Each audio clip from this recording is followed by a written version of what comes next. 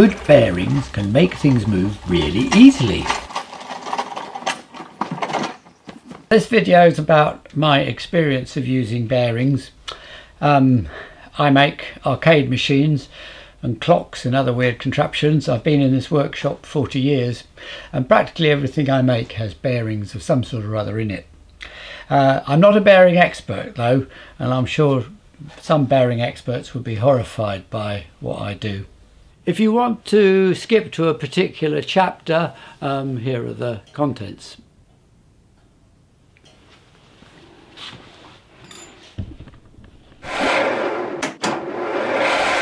Well, when I was a kid and I didn't have my nice workshop or any tools, it was very hard, and I feel sorry for today's kids trying to make things out of paper cups and drinking straws and stuff like that. Because I didn't have, there wasn't PVA, there wasn't hot glue, there weren't even bamboo kebab sticks, which I'm quite fond of now.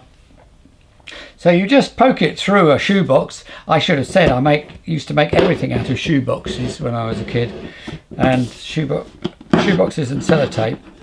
And then I haven't even done this very straight, but you'll get the idea. Oops. It actually runs quite smoothly. But this video is not really about making things like that. Now I've got my nice workshop and tools. This our video is more about conventional bearings. Of course, in ancient times they did use wood a lot as bearings. They made almost everything out of wood, so shafts and bearings were wood.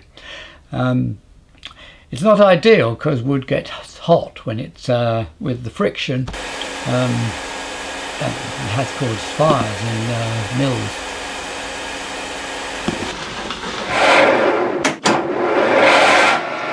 From the 16th century onwards, when tropical hardwoods became available, things improved. So some extraordinary woods were imported, like Lignum vitae, 3 times harder than oak. It's so hard when you put it through the saw it comes out already polished. Much heavier than water, sinks like a stone. It actually feels quite oily. In fact, I can show you it as a bearing. So I've just drilled some holes in my bits of Lignum vitae. Just put it through here, and it runs perfectly smoothly. But it actually carried on being used for the bearings of ship propeller shafts right up until the 1960s. The Americans' first nuclear submarine had Lignum vitae bearings. But of course today there are lots more materials available and also very little Lignum vitae, so it's no longer used now. A much more common material that came into use in the Middle Ages is brass. Steel shafts running in brass is very common really, if you think of all the classic Victorian bits of engineering. So brass was used for very big things like steam engines, but also for very tiny things, for clocks. So this is a just typical 19th century clock, though mechanical clocks are still made the same way. And there's always 2 brass plates, and all the gears and stuff are in the gap in the middle. This one's all gone rather rusty. And these steel shafts are just supported by the brass plates. You can see the holes, these little depressions, and that's where the ends of the shafts that run through. Now there's something interesting about these shafts. I'm just going to undo one of the shafts. This is the one that supports the pendulum.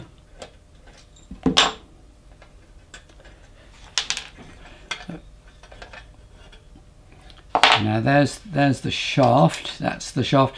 This has got the pallets, all very rusty. But the interesting thing about it is the ends of the shaft. You see how much smaller they are, both ends, very much smaller than the rest of the shaft. And these are what poke through the brass. This is the little hole that pokes through. And this obviously stops the shaft slipping sideways, but the other advantage is that it reduces the friction. I think it probably is because of the viscosity of the oil.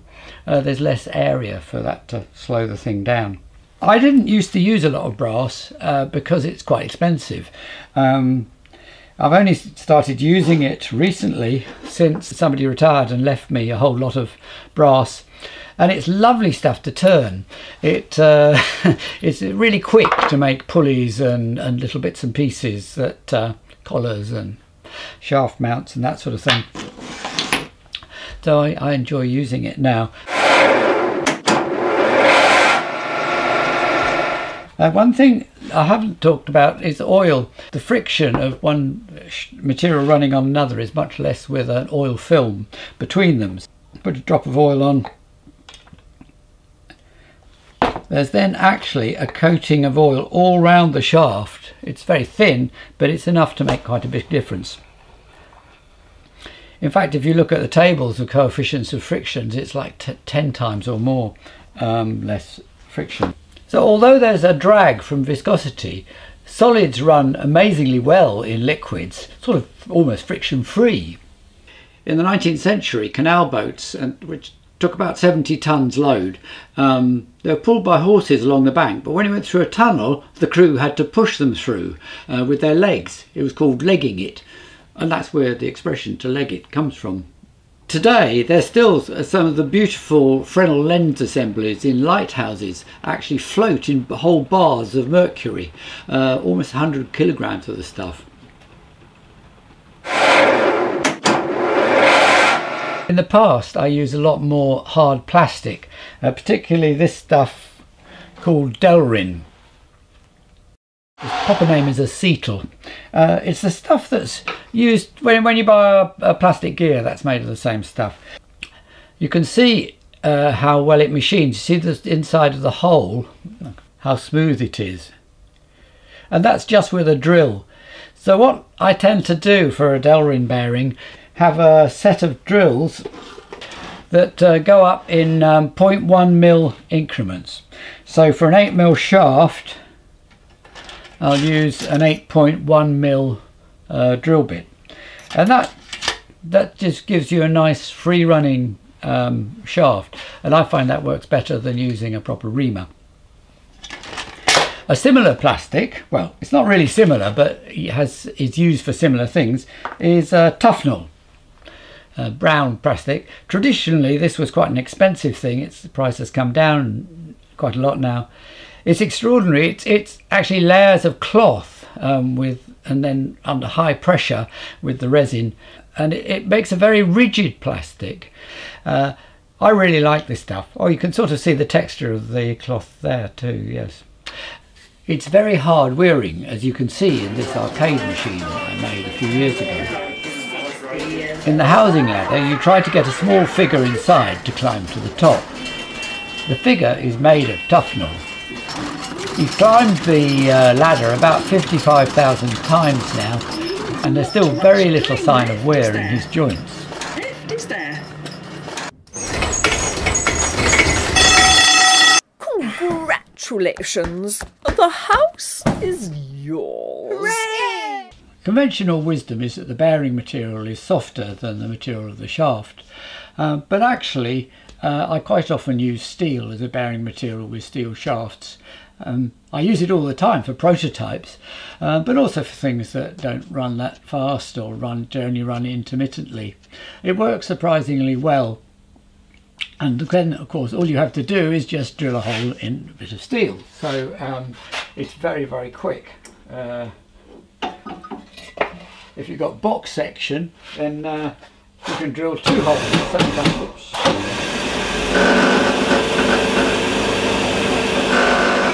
If you're just starting out, a drill press is a great first tool to get. You can get little ones for really very cheap, because it means you can drill accurately at 90 degrees to something, so you make your holes perpendicular to the material. And also, you have to push hard to drill through steel, and of course a drill press makes that really easily. And so, you know, that's your bearing done. And it actually spins pretty freely and will last a long time without too much wear. Best to grease it if it's a permanent thing, just because it'll start to squeak, but I think sometimes it's underestimated. And after all hinges are just steel running on steel. It's not that bad. So next I'm going to talk about bearing bushes. These go between the shaft and the material they're mounted on. And my favourite sort of bush is sintered bronze impregnated with oil. If we zoom in, I think you can almost see the structure. They're actually made of powdered bronze that's squashed together and then filled with oil when they're hot. They feel completely dry, but there is actually a lot of oil inside them. I'm now going to try and heat one up and with a heat gun and see if I can get some oil to come out of it. It's actually going to start dripping, I'm not sure. Oh yeah, there we go.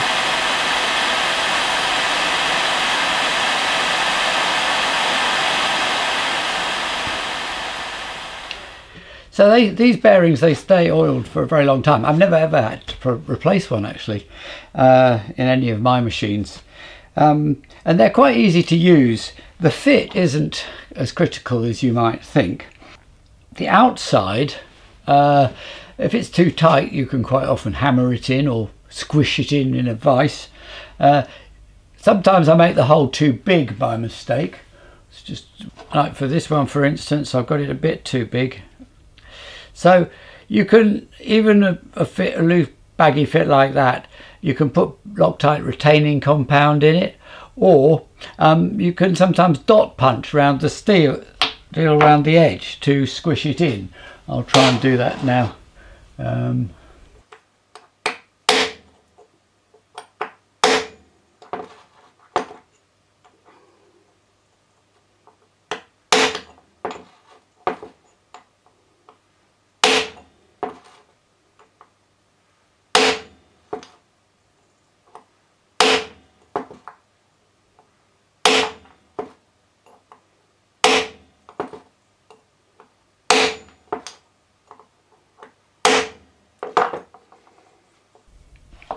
And it's pretty well held.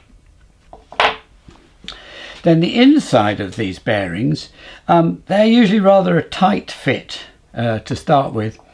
So a good tool to use is a reamer. These you can buy them on eBay, or they're not that expensive, but they leave a smoother hole certainly in these bearings than a drill bit. Another quite common sort of bush is a plastic bush. Some plastics have been developed specifically for bearing uses. I used to use quite a few of them, and they initially they seem to work beautifully. So if I just they slide over a shaft really nicely. You don't have none of that fitting with a reamer or anything, and they just sort of they feel lovely. But the problem is they wear, or at least in my applications they wear.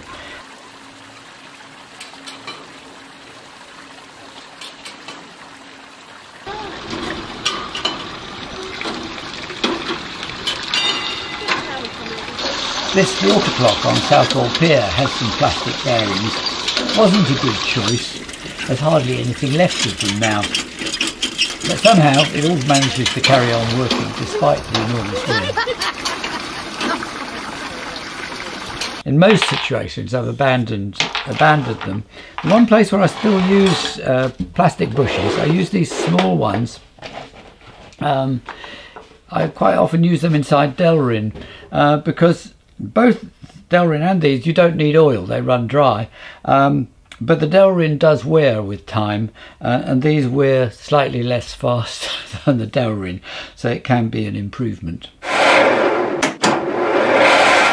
Another sort of bush used in watches are the jewels in watches. They are actually just the bearing bushes. This is a pocket watch. old pocket watch, proudly saying it has 15 joules. These are the joules. I don't know if you can see them, round there. They're actually tiny little bits of ruby with holes cut in them. You can't really see their ruby in that one, but in this lady's watch, they're much more obviously red. I think you can almost see the hole through it in the one in the middle. I was going to say a little bit more about oil. One of the most important things about oiling bushes or any sort of bearing is not to put in too much.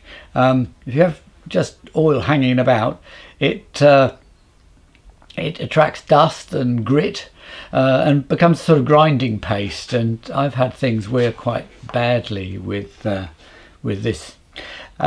So it's amazing how little oil you actually need. This pen is my watch oiler, and so little comes out of it that I have to test it out on a bit of paper every time I use it, just to see whether. So if I do a little dip there, yeah, I can see that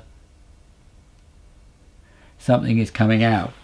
And so literally all I would need to do to oil my pocket watch, a bearing on the pocket watch, is just to put dip it in a couple of times, and I wouldn't even see that I'd oiled it, but I have. And the same is true for bigger things, though you can use a little bit more oil, obviously. Of course, some bearings, bushes, run completely submerged in oil. Most obviously in a car engine, in the sump, the bottom half of the engine's full of oil.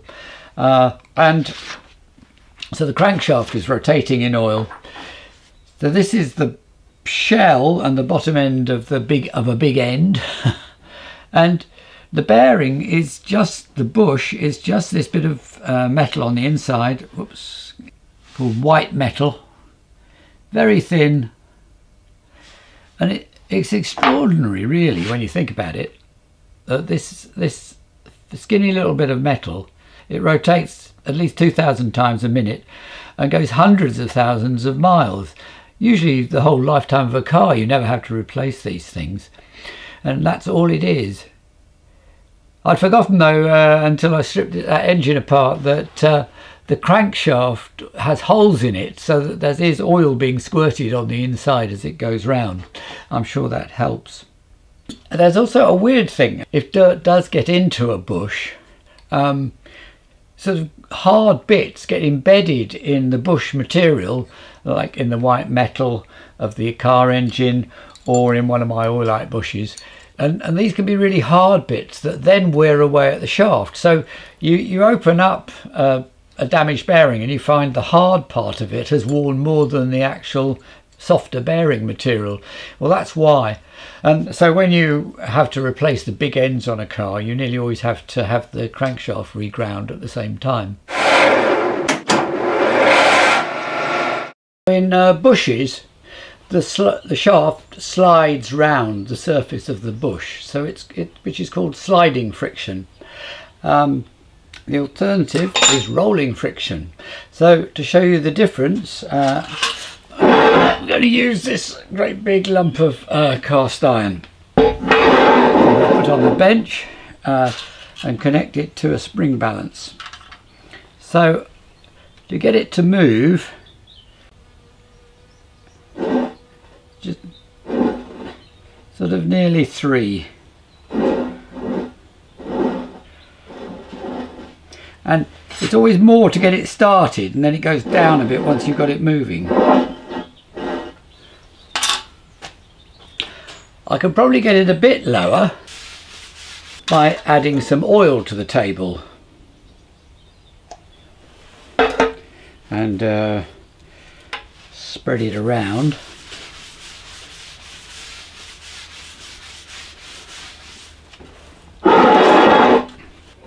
Yeah, that's more like 2 or 2.0. No, it's got to stick a bit.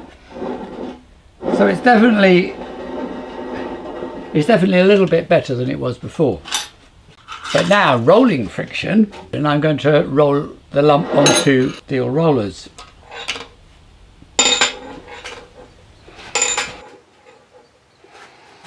more. Okay, so connect the spring balance, and it's dramatically reduced. Yes, 1/4 of a kilogram, big difference. And that's why ball races are so widely used. They're wonderful, amazing things. The inner race rotates on the balls, which in turn roll against the stationary outer race. Leonardo had the idea, but it wasn't possible to make them until the 1870s. They were initially just designed for the first bicycles. So this is a ball race. There are 9 balls inside a cage in the middle, and so the balls roll round between the inner and the outer, and they do roll incredibly smoothly. If I get my blowgun and squirt a bit of compressed air onto the rim of the ball race,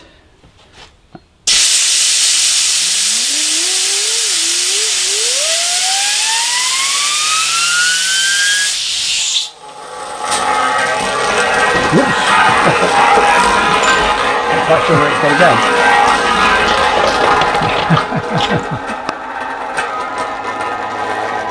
It'll actually stay spinning for a very long time, several minutes. So ball races are good in any situation where you need low friction, and I use them quite a lot. It's quite often very useful to me. One particularly dramatic example was some gates I made for London Zoo. They were vertical sliding gates for a tiger enclosure, and they'd specified this very heavy solid metal to protect themselves from the tigers, obviously, and so the gates ended up being very, very heavy. I had to add pulley blocks to so you pulled further to lift the gate, and it all seemed to work fine, and it was passed initially by the keepers.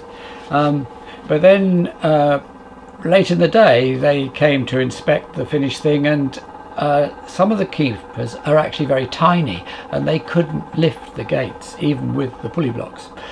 Well, I'd made it by then. It was sort of the first one. It would have been a major business to start all over again.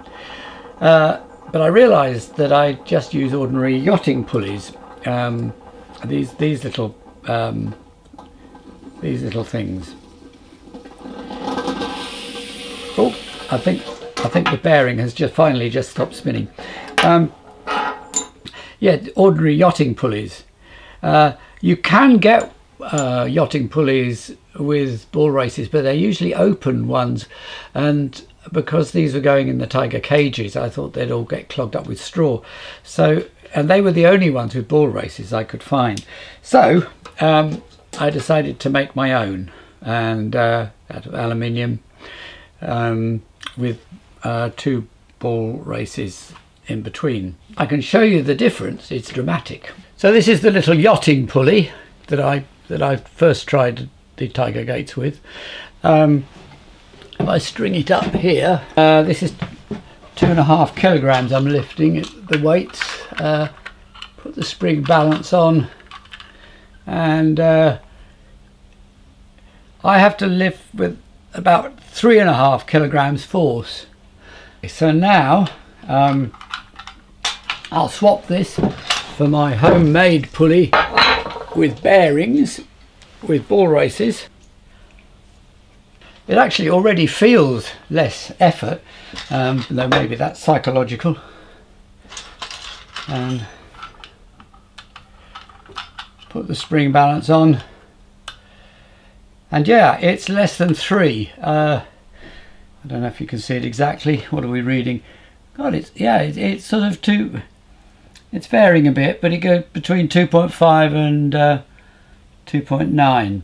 So with the yachting pulley, the bushed yachting pulley, I was having to pull an extra kilogram more than the weight. So that was all the friction in the pulley. With the ball race, I was only having to pull an extra 1/4 of a kilogram. So 1/4 of the friction. Big difference. So even the tiniest keeper can now lift the gates easily. So there are millions of different sorts of bearings, but but actually I usually use them way below their rated load and below their rated maximum speed. I usually just keep in stock one of each size: 6, 8, 10, 12 and 16. There are some varieties. You can get extra skinny ones so that the outer diameter is a lot smaller, and that's useful if you're tight for space, and it makes a particularly big difference when you get up to bigger diameter bearings. It can be very useful. Then you can also get stainless steel ones. They're good on the pier for me, with the salt air and everything, and they do last longer. So the other thing to know about bearings is that the edges, the shields, come in 3 different sorts. You can get an open one, or you can get a dust shield with little metal caps, or you can get the rubber ones, which are fully sealed, and then the oil lasts a lifetime. So I usually use the rubber ones, but if you're after low friction, it's not necessarily a good idea. Here I've got the full seal on that one, and just the dust shield on that one. So if I spin them both at the same speed, because there's more friction in the rubber seals, that one will stop spinning quite a lot sooner than the one with the dust shield. And there have been occasions where I wanted something with particularly low friction before I realised quite what a difference there was.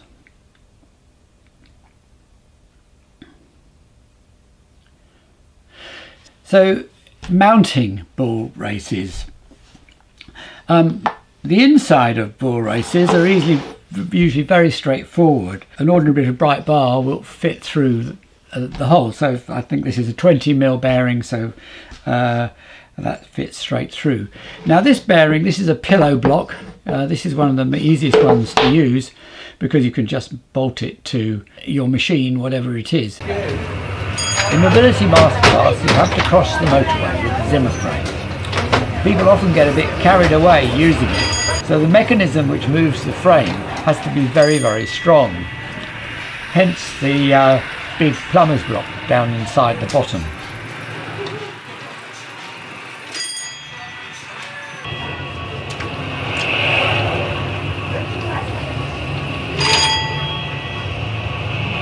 And the other advantage, if I get a second pillow block on here, is that it doesn't matter if the things are misaligned. Even at some crazy angle, the bearing mounts will accommodate it. And it's quite clever how it does this. If I swivel this one right round and take it out, you can see the outer is curved. And similarly with the housing, it's dished.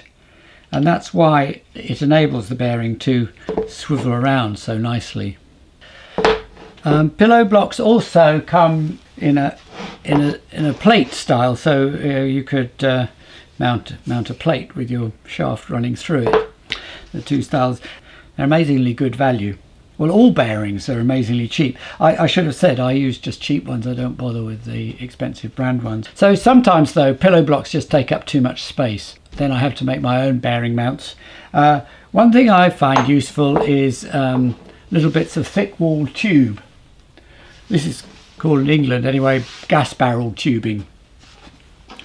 So you can often get a bit of tubing that's a bearing, the outer diameter of the bearing is just bigger than the inside diameter of the tube, and then you can just turn it down on the lathe. And if you do both ends, you end up with a very nice sort of two holes, precisely concentric, so they're properly aligned. And then of course it's very easy, you just weld the tube to whatever you want to. Another material that is useful for mounting bearings I find is Delrin, and it's easiest if you start off with a round bar, because again you can just turn them down to the right diameter on the lathe. And in this case I just cut a flat on the bottom of it to mount it. So that's another one I use. Sometimes you do have to mount bearings on a flat plate, I find it hard to get the boring bar on my milling machine to be very precise.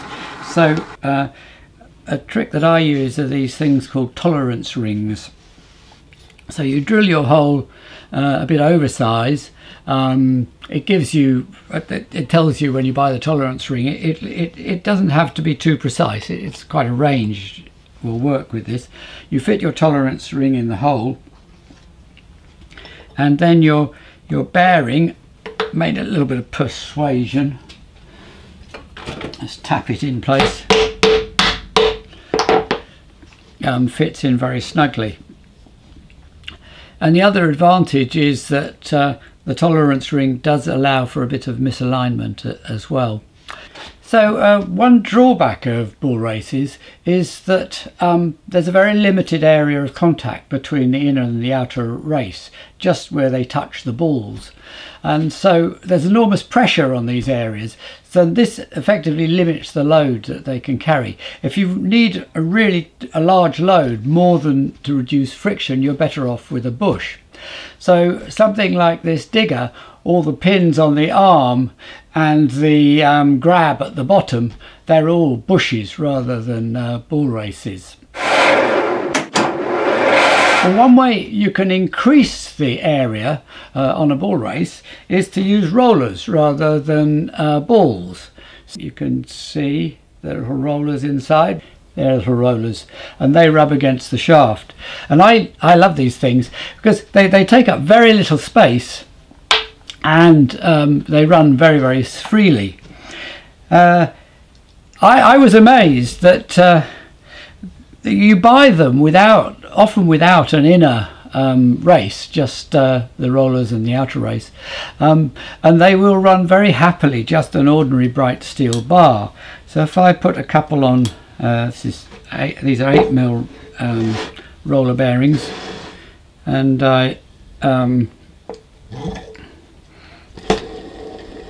it'll go on spinning for a nice long time, and I just thought the shaft would wear. Also, I worried that dirt would get in, as they're not fully sealed with rubber seals. But again, that's been less of a problem than I thought. And I've had some that have been then machines for over 10 years now. One drawback with roller bearings is that they can slip perfectly happily sideways. There's nothing to stop them slipping along the shaft. The Timken company invented a way around this problem of making a tapered roller bearing, and these are often used in pairs. So the wheels of cars often have a pair of tapered roller bearings.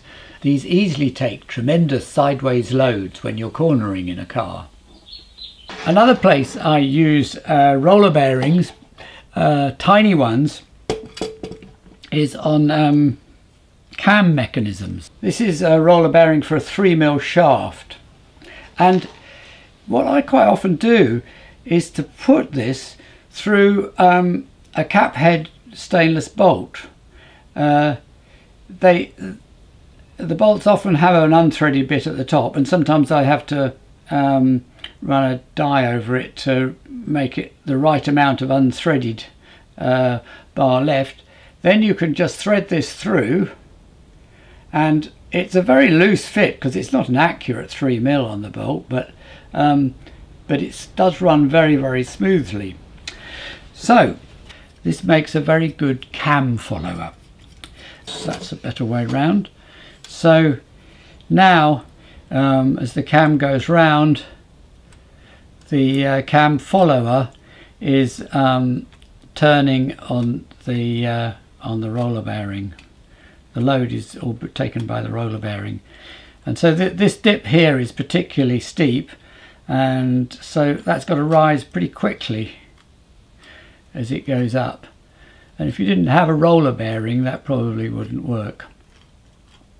Before I leave roller bearings, there's one very unusual sort of roller bearing. It looks just like any other roller bearing. There's a little arrow on it, and this roller bearing, it's called a sprag clutch. It'll only turn in one direction, and you might think, what on earth use is that? But actually I found them quite useful in my arcade machines, particularly where people are turning handles. But I thought I'd have to give you an example to make sense of it. I'm just going to push this strag clutch into a bit of Delrin. So this is just an 18mm hole in a bit of Delrin. And then I'm also going to need a handle to turn. So we'll just... So now I've just got a rod, a bit of bar and a bit of string to pull this weight along. So if I put the bar through, now I attach my handle. Now what this does, if I go that way, nothing happens at all. If I go the other way, it'll pull the string. So if on a machine, if people were turning that way, it wouldn't do anything. If they turn it the right way, it'll pull the weight. The last sort of bearings I'm going to talk about is linear bearings. Linear bearings come with sliding versions and rolling versions. So this is a simple slider, just a carriage that goes up and down an aluminium rail. It's useful because it's very compact, but it's not perfect, it has a limited life. One up from that are draw slides, and I use quite a lot of these things, and these are rolling friction. Slight problem with draw slides is that this carriage with the balls can get out of alignment. That end is just slipping without the carriage moving. So there's another version which has this clever bit of cloth that stops them getting out of alignment. I like these, they are pretty good. The 2-ton school run has a linear bearing running on a long shaft inside to make the car go up. It works very, very well.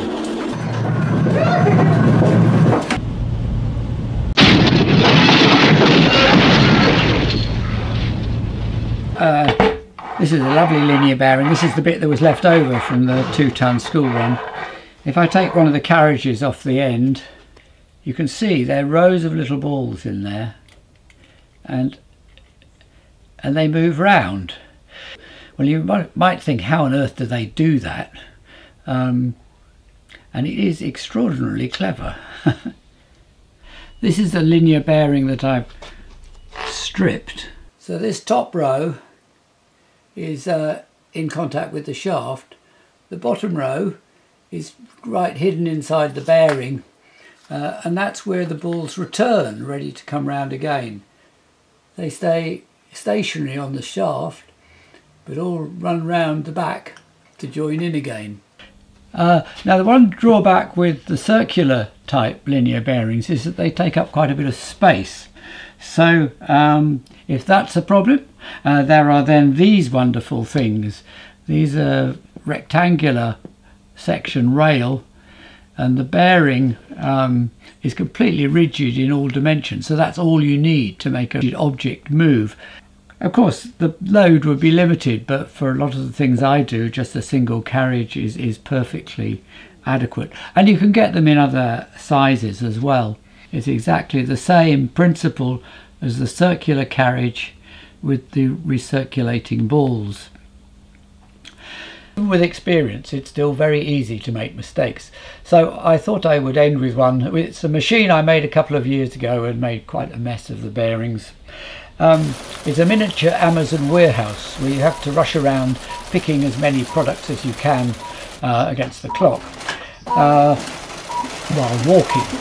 Well, it's the walking mechanism I had problems with. This is the prototype. It's really quite simple. I mean, there's nothing much to go wrong, you'd think. But after being on the pier a couple of months, all sorts of things started happening. An E-clip popped off, a shaft half came out. It's just a succession of things. I was under the machine every month or so, adding bits and pieces and trying to get it to work. Eventually I got it back to the workshop. Well, that prototype's long gone, I don't keep them. So for this video I've made a small working model. It took me a couple of hours. So that's the walking mechanism. your feet would go on there. It is very simple, and each of these is a pair of bearings. So I'd worked out that the problem was that people, particularly when they get enthusiastic, there's some very odd sort of side loads that get imposed on the frame. So you can actually see this shaft bend as I push it sideways. And of course a heavy person can quite quickly do a lot of damage, and it puts a lot of stress on. These would have been the two bull races, only 20 mil apart, so quite a lot of twisting force on those bearings. Well, once I got it back in the workshop, I quite quickly managed to think of a way around it.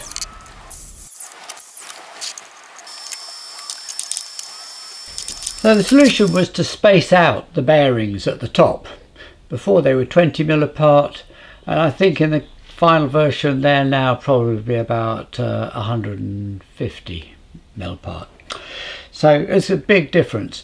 So if I now reassemble my model, but the inner one is now fixed to a new support in the center there. So that's the new arrangement, and I think you can see it's much more rigid to these sort of loads, pushing it in and pulling it out, just by spreading these bearings out from there to there. And actually I've had no more trouble with the machine ever since, so it's actually very satisfying.